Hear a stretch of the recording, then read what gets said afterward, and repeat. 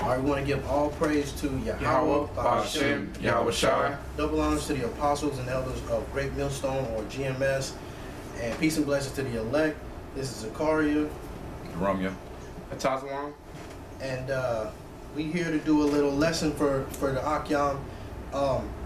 What we want to hit is a lot of the old points of, like, as far as the wars and the things that are going on now. We're going to kind of start off with World War I and also hit some things that are going on now.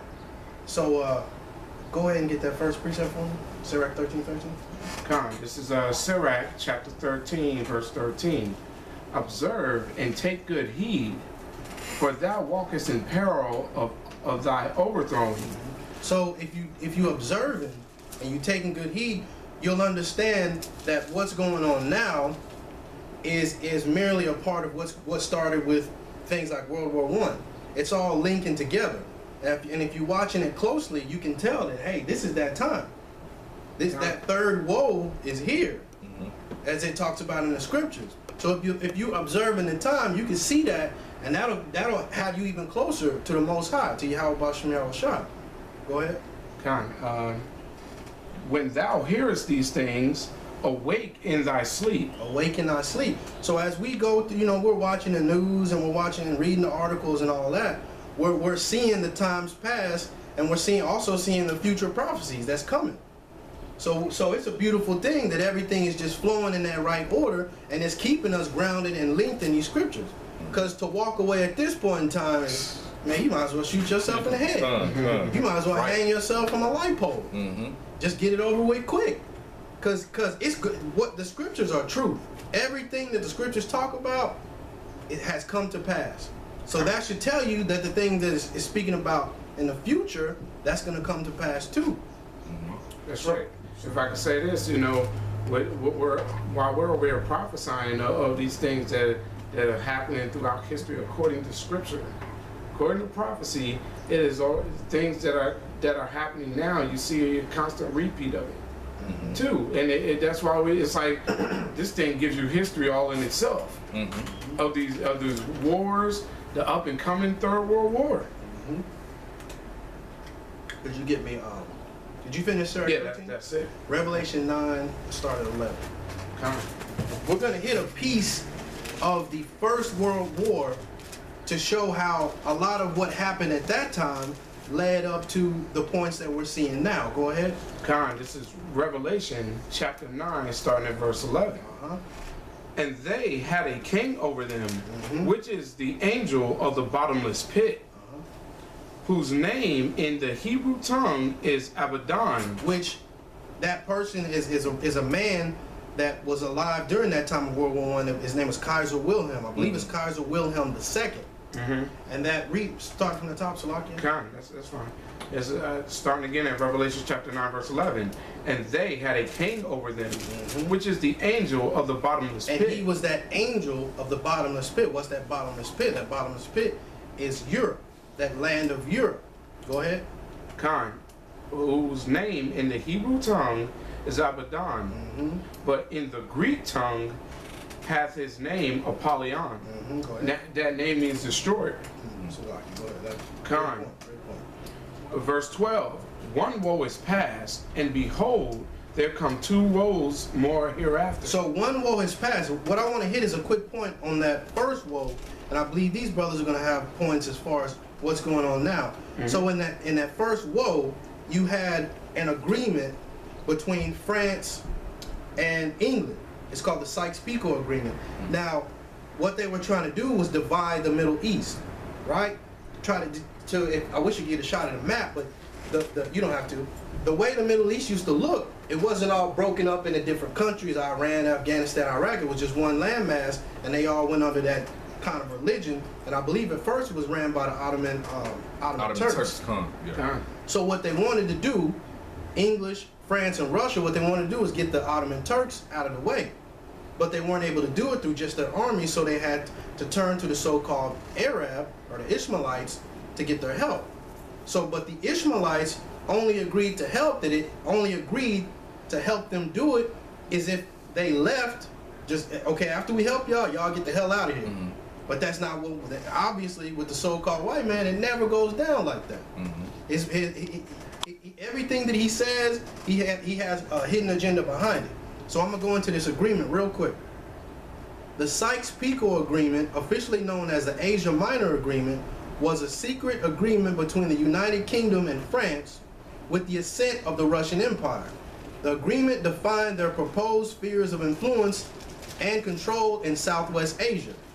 The agreement was based on the premise that the Triple Entente, when it says Triple Entente, that's those three powers that I just said, United Kingdom, France, and Russia, succeeded in defeating the Ottoman Empire during World War I. And what it's saying is they agreed, but only under the terms of you get the hell out of here. You don't stay here. You don't get to set up no camps. You get the hell out of here. After we help y'all, y'all are gone. And they said, yeah, okay, we'll do that. But like the so-called white man does, he got his hand. You remember when you was young, you used to cross your fingers and put it behind your back. That's what the so-called white man did. The agreement was based on the premise that the Triple Entente succeeded in defeating the Ottoman Empire during World War I. The negotiation of the treaty occurred between November 1915 and March 1916 and was signed in May of 1916. The deal was exposed to the public in Izvesta and Pravda on 23rd of November of 1917, and the British Guardian, which is a newspaper, November 26th of 1917. The agreement is still mentioned when considering the region and its conflicts in the present day. So what's going on in the Middle East with all those wars and uproars, that started way back with World War I. So this was just a premise to what we see now. With these hidden agreements, you have this agreement, you have the Balfour Agreement, which, you know, we won't go into that. That'll take a whole nother video. That started World War II. So yeah, that was a little bit after World War I, and like the brother said, that started World War II. But this agreement, which you had when they talk about Lawrence of Arabia, and they had that movie Lawrence of Arabia. What Lawrence of Arabia did was go around to the so-called Arabs and enlist them to help the English defeat the Ottoman Turks. But like I said, the Arabs, the agreement was the Arabs said, well, if we help y'all, y'all get the hell out of here. But what the France, Russia, and England did was, instead of honoring that agreement, they went behind their backs, the so-called Arab back, and set up this Sykes-Picot Agreement. So once the Ottoman Turks were defeated, they start carving up the Middle East, creating different countries. That's right. And then putting up puppet rulers, but we all know that story. That's been going on for a while. Go ahead. I mean, like, because if anybody knows history, what was Iran? Iran was originally Persian. Yep. You know what I'm saying? So it's like, man, these devils will change everything up throughout history, timelines, everything. I'm gonna read a little bit more. The agreement is seen by many as a turning point in Western and Arab relations. It negated the UK's promises made to the Arabs. That's the so-called white man's MO. He's everybody's enemy, not just our nation, the nation of Israel, Yashar Allah. He's everybody's enemy. Everybody wants to see this so-called white man go down. Everybody's in an uproar. Everybody's mad as hell at what's going on. The so-called Arab, when you look at the map, you see Iran, Afghanistan. Everybody wants to see the so-called white man go down. Because all he's done is promote wickedness throughout the earth. That's right.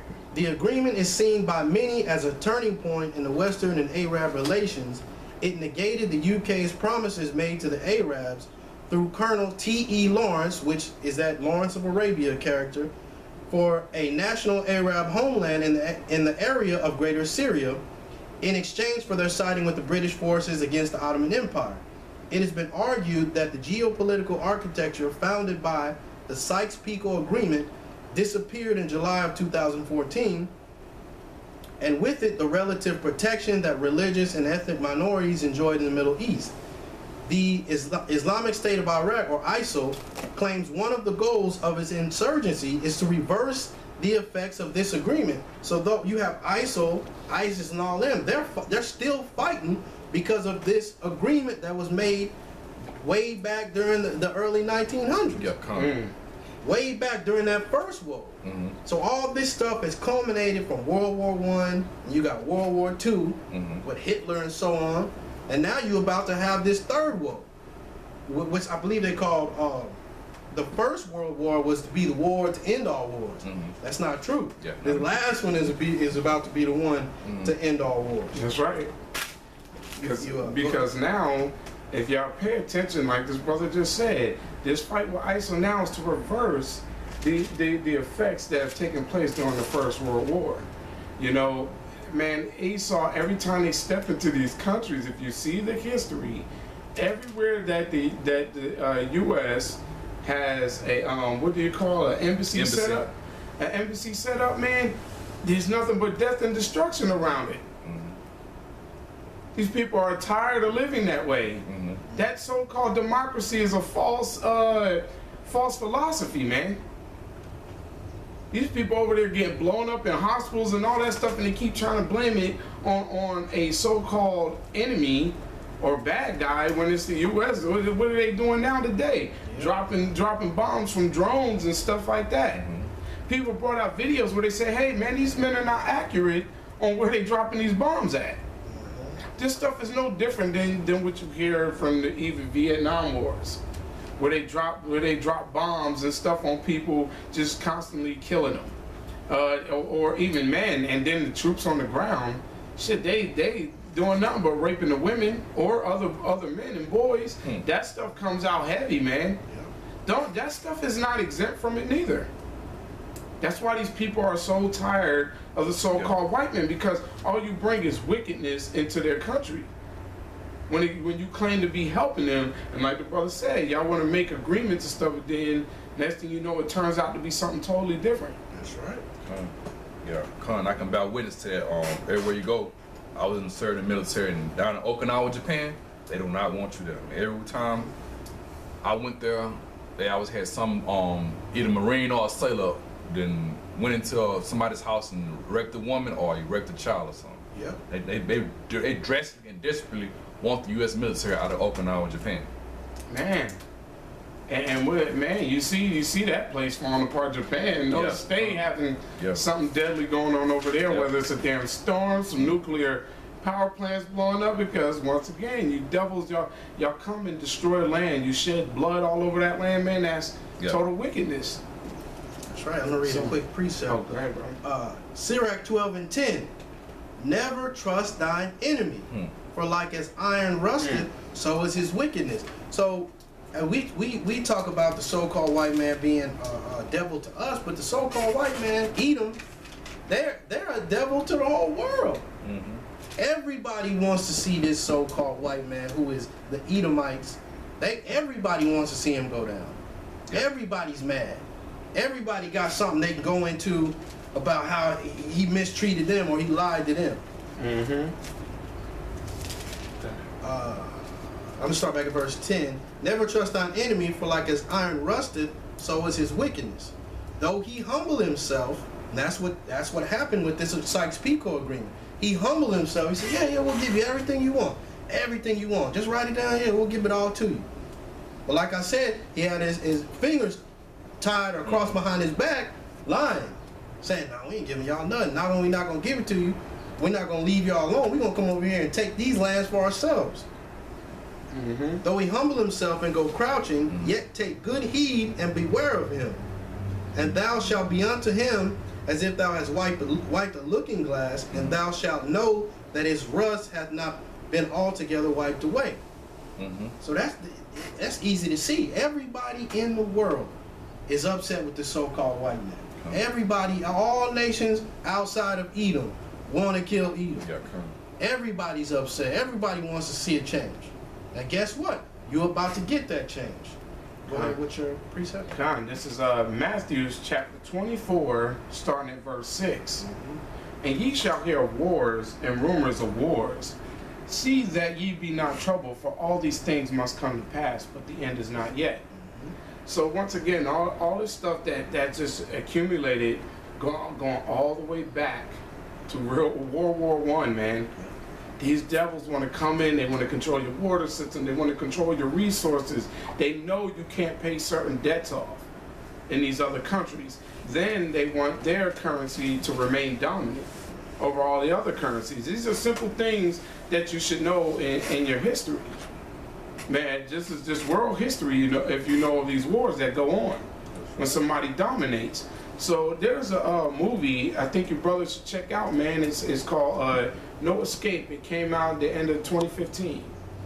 It's a movie about an Edomite who created a water valve. Oh, wanted to try to control the water system. He thought he was doing a good thing over there, but didn't realize that the government is doing something wicked behind all of this. People taking the people resources. Really, you were taking the people resources. So what happened is the man went out there, took his wife and his daughters out there, thinking that he's going to present something good to I can't remember what country. I think it was the Philippines or something like that.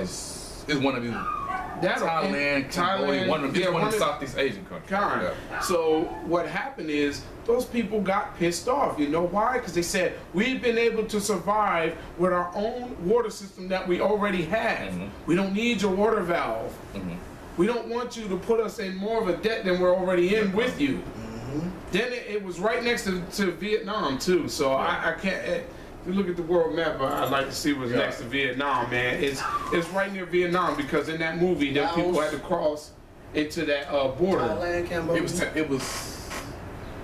So it had to be Either Cambodia or Thailand. It was either Cambodia or Thailand, but around that area. They went over to Vietnam. In Vietnam, you know, they were speaking English. I don't know why, but you know. So what makes it more? What the point I'm making is, while this man was trying to survive when these people plotted a coup against their own government, he found out later on this is why these people trying to kill him, because he created a water valve. The man said, "Yo, it's our fault." Yeah. He said it. The white man said it right in the damn movie.